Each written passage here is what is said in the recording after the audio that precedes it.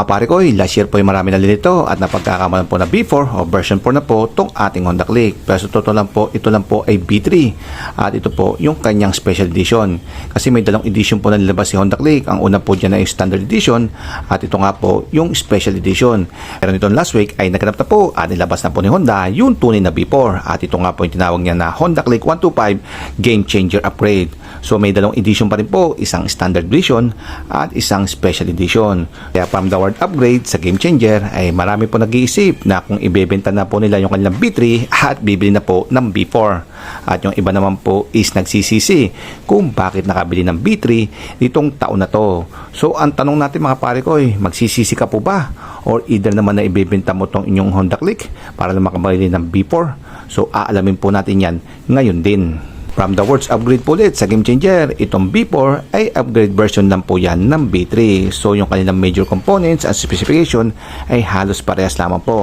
Tulad ng kanilang makina na single overhead cam, 2 bulbs. Yung displacement nila is magkaparehas po na 125cc. Yung power is 11 horsepower. Yung torque is 10.8 Nm. Yung compression ratio is 11:1. Yung bore and stroke niya is 52.4 by 57.9. Yung fuel capacity niya is 5.5 liters at yung kanyang timbang ay magkasimbigat po na 111 kg. Kanilang fuel consumption ay parehas po na 50 km per liter. Yung kanyang seat height is 769 mm. Yung ground clearance naman is 131 mm. Yung size ng gulong ay parehas po na size 14 at yung sukat sa unahan is nasa 90 by 80 at sa uli naman is 100 by 80. At yung kanyang naman wheelbase naman is 1,280 mm. So parehas din po na ESP at parehas din po na combi brakes at parehas din po sila na ACG yung kanilang starter. So overall mga pare ko, na mga major components at specification ay halos magkaparehas po sa B3 at sa B4.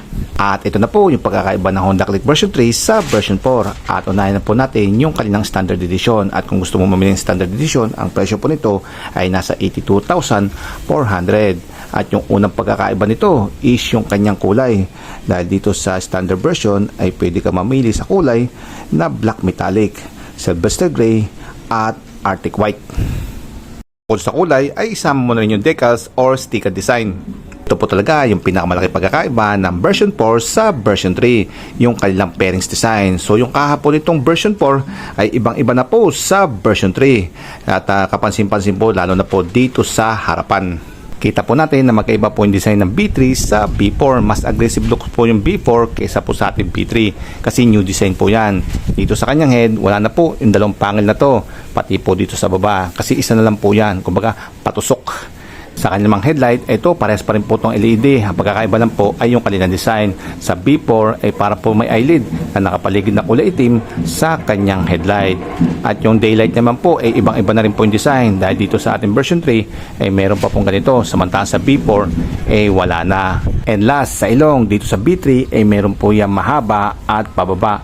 Samantalang sa B4 ay wala na po ito. Kumbaga putol na po siya at patulis na. Kaya yung letter B ay kitang-kita. At kamukhang-kamukha po nito sa Honda Click 160. Kaya sa tingin ko po ay pinagparehas na po yung pangharapan nilang itsura. Yung isa pa po binago ay yung kanyang taillight. Kung makikita nyo sa B4 ay ibang-iba na po yung design niya sa B3. So mas maliit na lang po siyang ganon. Kayo mga pare ko, ano mas trip nyo? Itong B3 o itong bagong B4? Isa pa pong binago ay yung grab bar kasi dito sa B3 ay meron pa po siyang tulis, samantalang sa B4 ay wala na po, so naka-uka na po to. And last but not the least, yung nabago po dito sa B4 sa standard version ay yung kanyang charging port kasi sa B3 ay naka-type A po to, samantalang sa B4 ay naka-type C na po. So naman po natin yung special edition ng B4 o tinatawag nilang Smart Edition. At kung gusto niyo po mamili nito, ito po ay nagkakahalaga ng 86,900. At yung pagpipilian naman pong kulay ay yung Fresco Brown at Access Gray. Yung pagkakaiba po ng version 3 Special Edition at Smart Edition naman po ng version 4 ay yung kulay at decals. Kung makita nyo, ang ganda po ng Fresco Brown ng ating version 4. At yung kanya naman decals ay wala na po masyadong sticker. Kumbaga plain na lamang at may nakalagay naman po na 3D emblem na click. So mga pare ko, hindi po ba ang pogi din po? Kahit nga po yung isang gray niya yung Access Gray, ang ganda rin po ng kanyang kulay. Ganun din po yung kanyang muka at yung kanyang taillight. So magkaiba na rin po tulad po sa ating standard version. At pati na rin po yung kanyang charging port na Type C. Dagdag po na features dito sa ating version 4 Smart Edition ay yung kanyang smart key. So dito sa ating version 3 ay nakadisusi pa rin po siya. Samantalang sa version 4 ay smart key na po or keyless. So yan mga pare ko, isa sa magandang features na dinagdag sa version 4. At isa pa po yung ISS or Idling Stop System. Ito makakatipid po kayo ng gasolina pag traffic. Kaya overall, ang na-upgrade po talaga ay yung Smart Edition at hindi po yung Standard Edition. Kasi yung Standard Edition ay parang version 3 naman po at binago naman po yung kanyang pairings. After po natin makita si B4, ang masasabi po natin ay pwede po. So pwede po mga pare ko dahil po sa kanyang upgrades. So nadagdagan po yung kanyang pagka-sporty looks at nadagdagan din po yung iba niyang features lalo na po sa Smart Edition. Lalo na po kung meron kayong extra budget at gusto niyo pong ibenta yung B3 dahil luma na at sulit na ay pwede po mga pare ko. At balita po natin ngayong February 10 ay pwede niyo po tumabil sa inyong mga Honda dealers. Mga nakabili naman po ng B3 ngayong 2026 at sa mga mabago-bago pa ay wag na po tayo maghinayang, okay naman po ay magsisi.